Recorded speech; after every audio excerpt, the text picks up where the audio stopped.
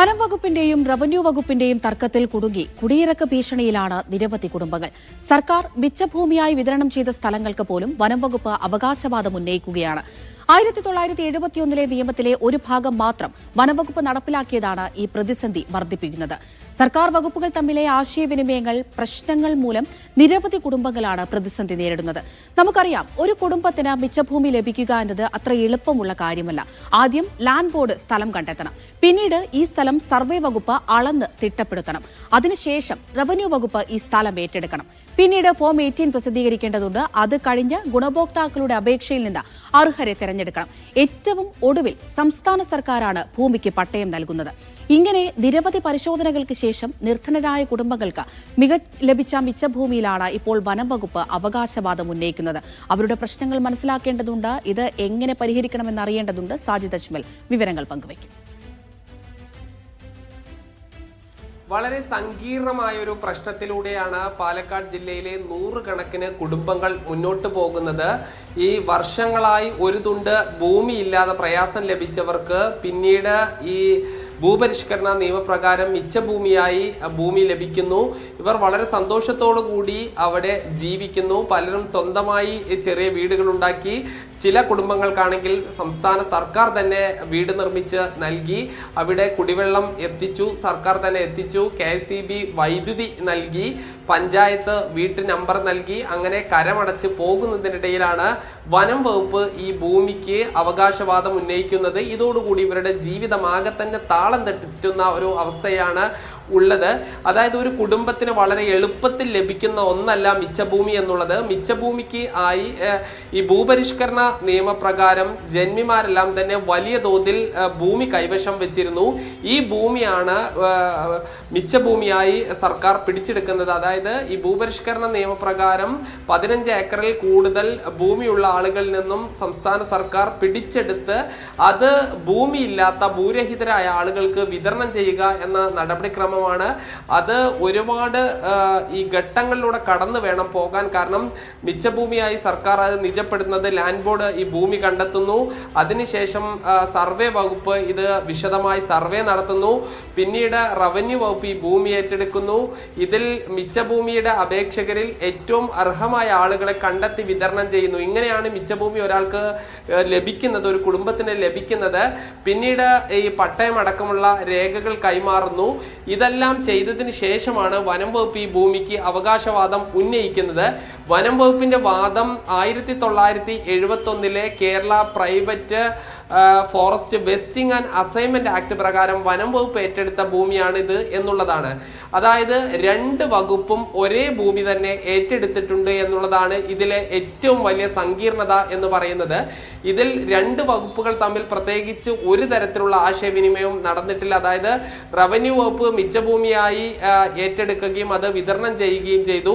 അതേ ഭൂമി തന്നെ Kerala private forest vesting and assignment act പ്രകാരം വനം വകുപ്പ് ഏറ്റെടുക്കുകയും ചെയ്തു എന്നുള്ളതാണ്. ഇതിൽ ആദ്യം വനം വകുപ്പ് ഏറ്റെടുത്ത ഭൂമിയുണ്ട്, ആദ്യം റവന്യൂ വകുപ്പ് ഏറ്റെടുത്ത ഭൂമിയുണ്ട്. 2 ഭൂമിയിലും വനം വകുപ്പ് അവകാശവാദം ഉന്നയിക്കുന്നു.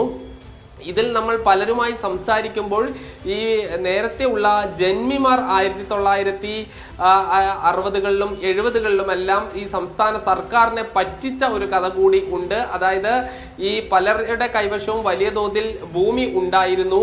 ഈ ഭൂമി ഈ വനത്തിന്റെ സ്വഭാവമുള്ള ഭൂമി ഈ വനം വകുപ്പ് ഏറ്റെടുത്തു. പിന്നീട് മിച്ചഭൂമിയായി ഈ ഭൂമി വിട്ട് നൽകുകയും ചെയ്തു. അതോടൊപ്പം തന്നെ മിച്ചഭൂമിയായി ഏറ്റെടുത്ത ഭൂമി പിന്നീട് വനം വകുപ്പ് വന്നപ്പോൾ ഇത് വനമായി അവർ വിട്ട് നൽകുകയും ചെയ്തു. ഇങ്ങനെ ഒരു സങ്കീർണത ഇതിലുണ്ട്. 2 വകുപ്പുകളും തമ്മിൽ യാതൊരു വിധത്തിലുള്ള ആശയവിനിമയം നടക്കാത്തതാണ് ഈ പ്രശ്നം ഇത്രമേൽ സങ്കീർണമാക്കുന്നത് എന്നുള്ളതാണ്. ഈ പാവപ്പെട്ട കുഞ്ചുണ്ണിയെ പോലുള്ള ആളുകൾ, കുഞ്ചുണ്ണിയും കുടുംബവും, കുഞ്ചുണ്ണിയും ഭാര്യയും 3 മക്കളും അവരുടെ ഭാര്യമാരും മക്കളും അടക്കം 10 അംഗങ്ങളാണ് ഒരു കുടിലിനകത്ത് താമസിക്കുന്നത്. ഇതിന് കാരണം നേരത്തെ തൃക്കടീരി പഞ്ചായത്തിൽ ഈ കുന്നുംപുറം പ്രദേശത്ത് ലക്ഷം വീട് കോളനി എന്ന് നേരത്തെ പറയുന്ന ലക്ഷം വീട് നഗർ ആയിരുന്നു. അതായത് സർക്കാർ തന്നെ നിർമ്മിച്ച് നൽകിയ വീടുകളുള്ള ഒരു സ്ഥലമായിരുന്നു.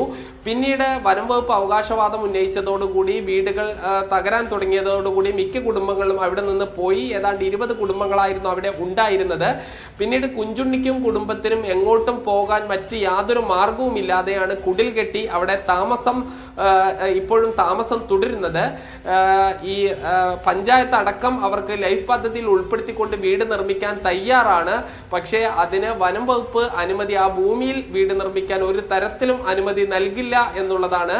ഇത് കുഞ്ചുണ്ണിയുടെയും കുടുംബത്തിന്റെയും മാത്രം അവസ്ഥയല്ല, അത് പാലക്കാട് ജില്ലയിൽ മാത്രം ഒതുങ്ങി നിൽക്കുന്ന ഒരു പ്രശ്നവുമല്ല, വ്യാപകമായി പല സ്ഥലത്തും ഉള്ള ഒരു പ്രശ്നമാണ്. ഏറ്റവും കൂടുതൽ ഉള്ളത് പാലക്കാട് ഒലോക്കോട് റേഞ്ചിലാണ്. പുതുപ്പെരിയാരം, മുണ്ടൂര്, പറളി, മണ്ണൂര്, കേരളശ്ശേരി തുടങ്ങിയ പഞ്ചായത്തുകളെല്ലാം തന്നെ മിച്ചഭൂമി ലഭിച്ച നിരവധി ആളുകൾ ഇതേ രീതിയിലുള്ള പ്രതിസന്ധി അനുഭവിക്കുന്നുണ്ട്.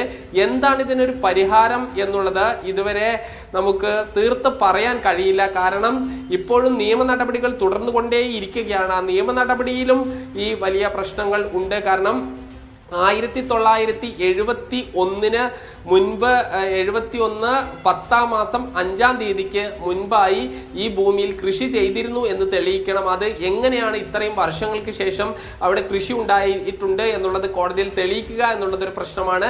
ഇല്ലെങ്കിൽ കൃഷി ചെയ്യാൻ താല്പര്യം ഉണ്ടായിരുന്നു എന്നുള്ളത് തെളിയിക്കാൻ കഴിയണം. അങ്ങനെ ഫോറസ്റ്റ് ട്രൈബ്യൂണൽ തെളിയിച്ചാൽ മാത്രമേ ഈ ഭൂമി ഈ വനം വകുപ്പ് വിട്ട് നൽകുകയുള്ളൂ എന്നുള്ളതാണ്. പക്ഷേ അത് വൈകുകയാണ്. നേരത്തെ പാലക്കാടായിരുന്നു ഫോറസ്റ്റ് ട്രൈബ്യൂണൽ ഉണ്ടായിരുന്നത്, അത് പിന്നീട് കോഴിക്കോട്ടേക്ക് മാറ്റി. ഇപ്പോൾ പാലക്കാട് 4 ദിവസം മാത്രമാണ് സിറ്റിംഗ് ഉള്ളത്. തിരുവനന്തപുരം മുതൽ പാലക്കാട് വരെയുള്ള 9 ജില്ലകളുടെ കേസുകൾ ഈ കോടതിയിലാണ് പരിഗണിക്കുന്നത്.